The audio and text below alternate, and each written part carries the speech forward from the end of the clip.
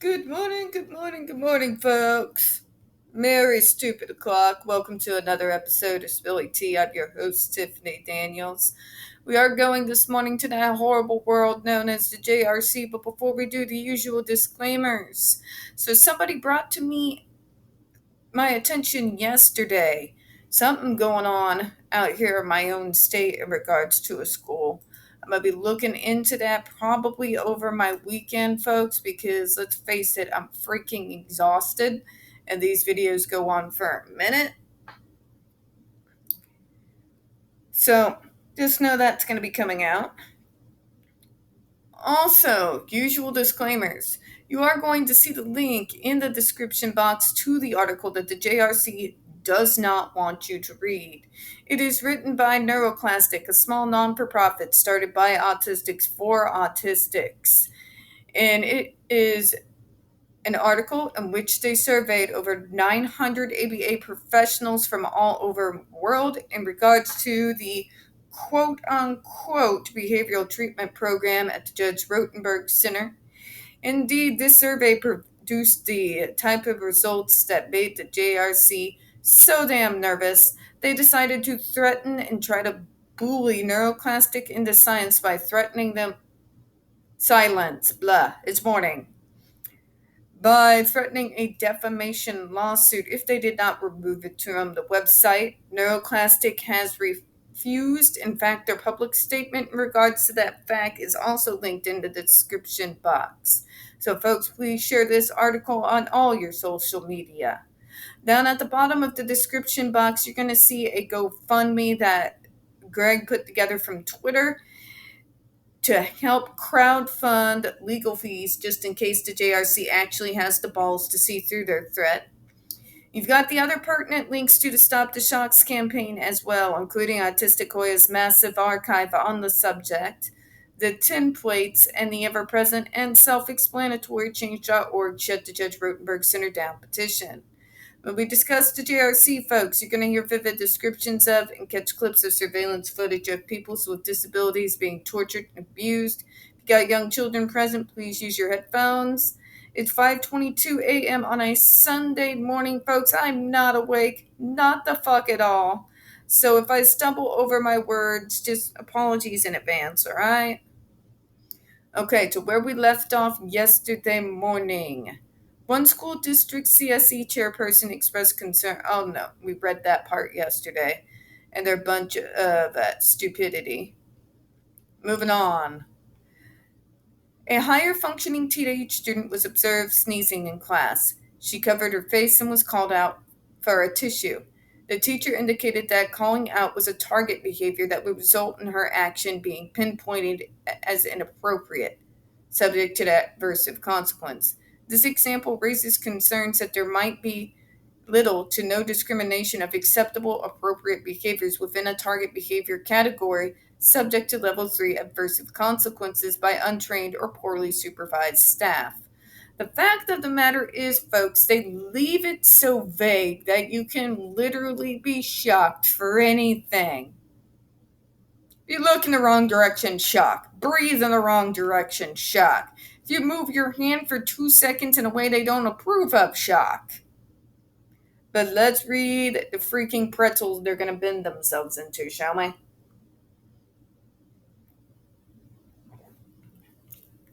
Word salad time.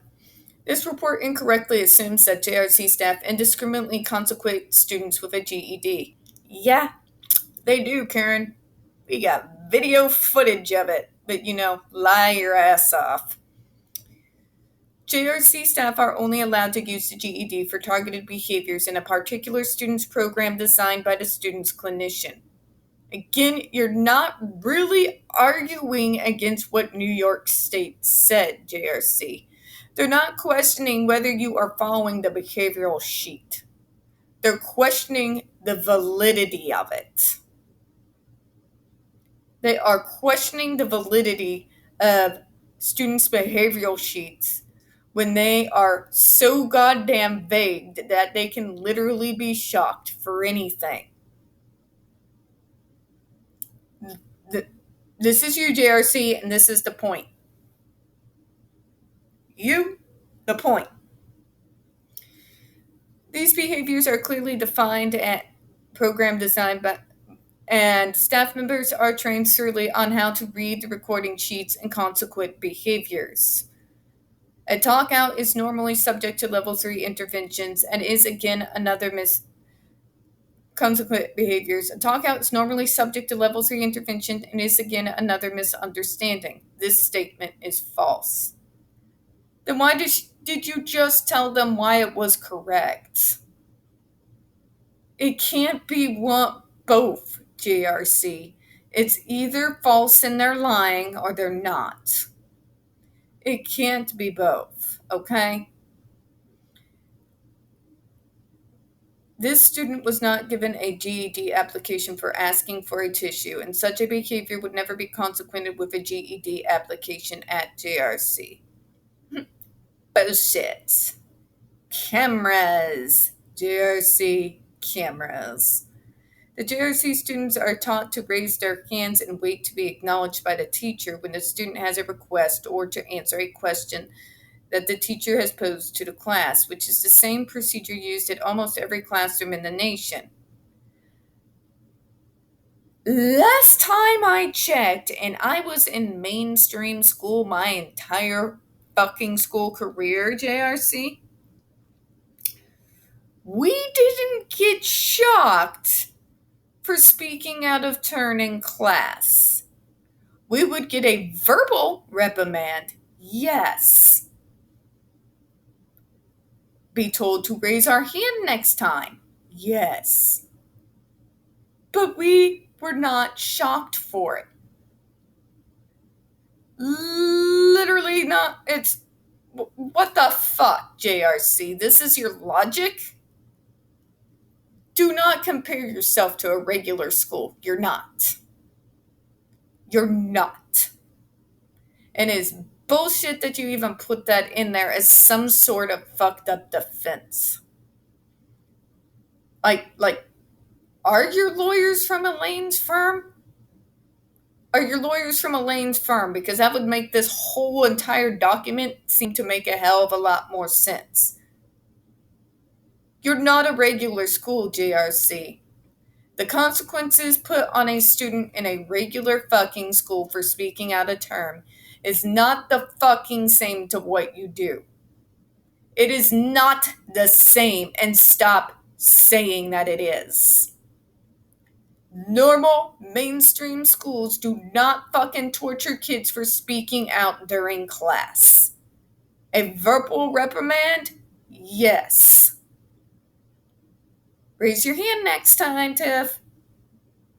Okay? That's what the fuck they do. They do not shock a student with a level 3 adversive. That is 45 fucking milliamps of electricity you're shooting through a kid for asking for a fucking tissue before raising their hand. And this is acceptable to you?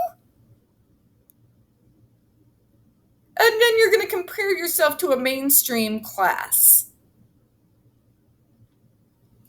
God.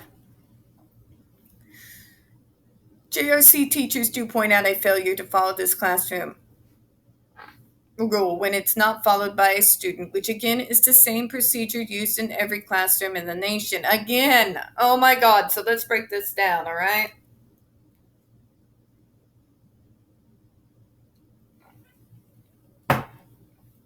JRC, you cannot compare yourself to any other program in your state or in the world, and you sure as fuck cannot compare yourself to mainstream school.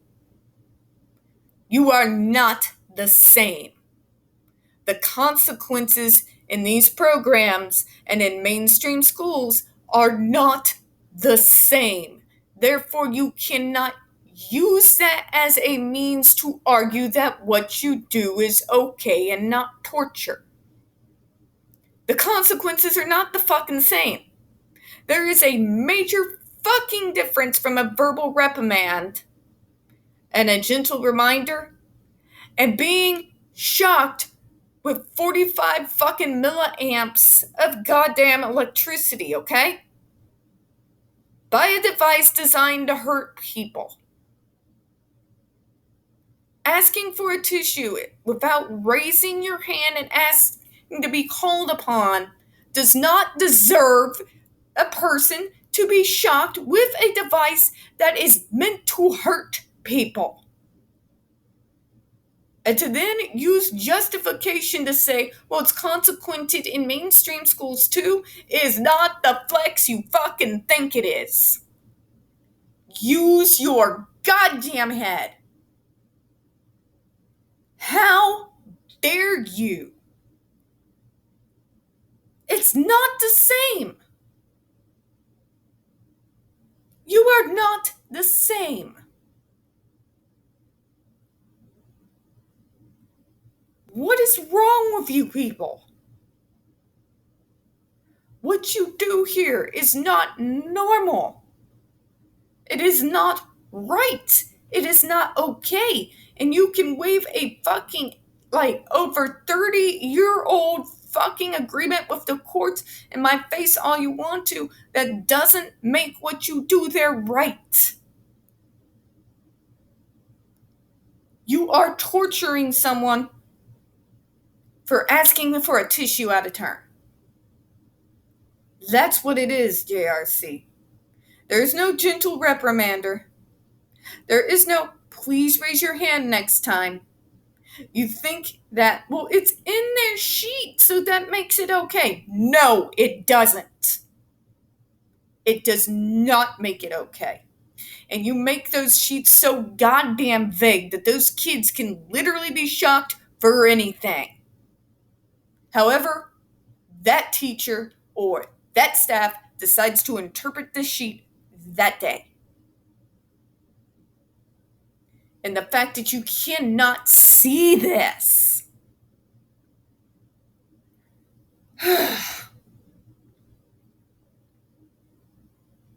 They're trying to get you to believe that they're no different from any other program. They just use aversives at work. They're lying to you. They lie to you over and over and over again.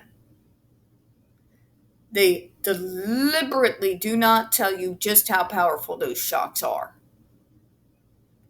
Level 3 aversives sounds fine until you do your homework.